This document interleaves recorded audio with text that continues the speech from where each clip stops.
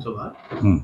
मुर्शिदाबाद में दंगे हुए हैं वक्फ कानून के विरोध में, इस पर क्या कहें? मैंने ये खबर अभी पढ़ी देखी नहीं है। जहां कहीं भी देश में इस तरह की जो आप बता रहे हैं किसी तरह का कोई भी दंगा फसाद, कोई सभ्य समाज, कोई सभ्य व्यक्ति इसको अलाउ नहीं करता। कुछ अपील करना चाहेंगे?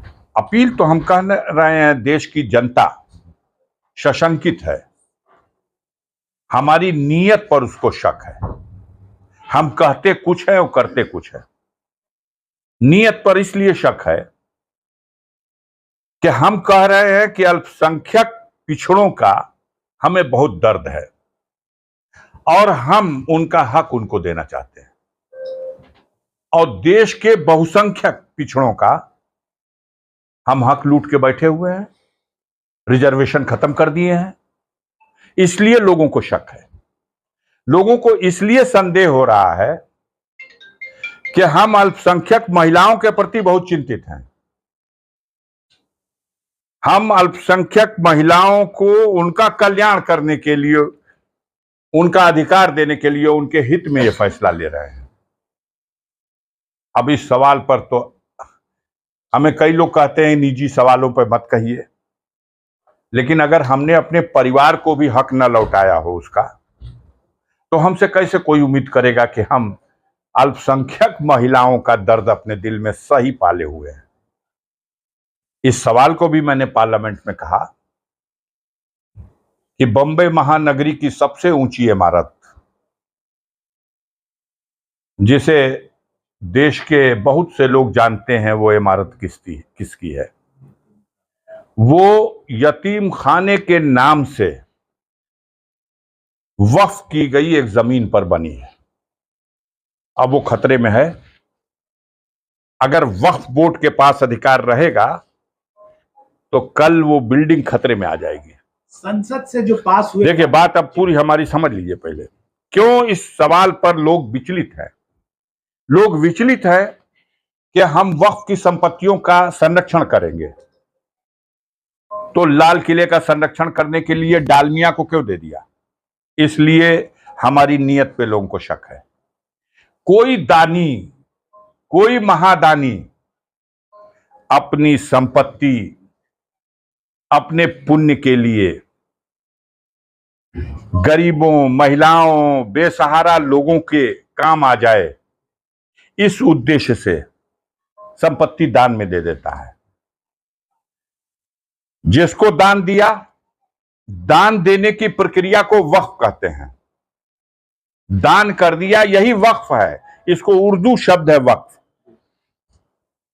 अब वक्फ का व्यवस्था संचालन वक्फ का बोर्ड कर रहा है।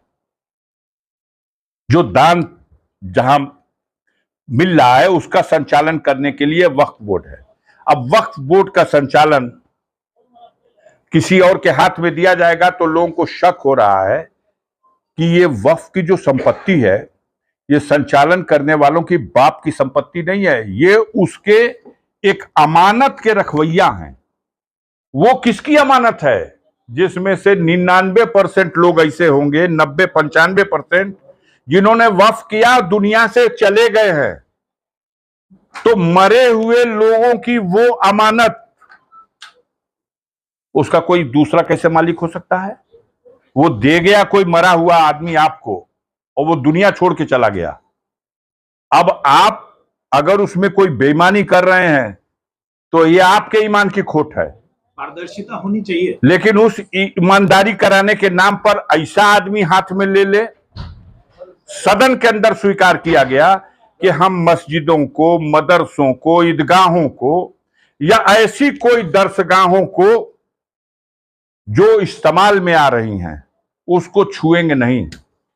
लेकिन वक्फ की जमीन इतनी ज्यादा है जो अलग ऐसे किसी उपयोग में नहीं आ रही, पड़ी हुई है, उसको हम बेचेंगे और उसके पैसे से हम मुस्लिम महिलाओं के, अब मुस्लिम पिछड़े तबके के लोगों के वेलफेयर का काम करेंगे, उनके हित में उसको खर्च करेंगे। आ गई बात न बेचेंगे और खरीदेंगे, इसलिए लोग शक कर रहे हैं इस देश में दो ही बेचवैया हैं और दो ही खरीदवैया हैं।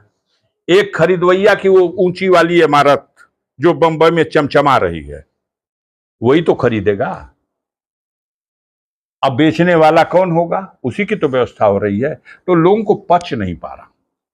यह खरीद फरोख्त का धंधा हम इतना कर चुके हैं कि देख रहे हैं आदमी कि हमने हवाई अड्डा बेच दिया, हमने रेल की पटरी बेच दी, भारतीय रेल खड़ी कर दी जाती है और प्राइवेट रेल दनादन पास हो जाती है।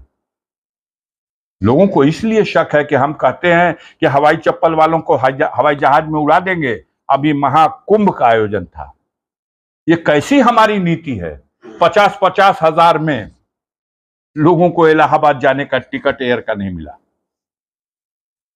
कथनी और कथनी में किसी की आस्था को कितना निचोड़ा जाएगा।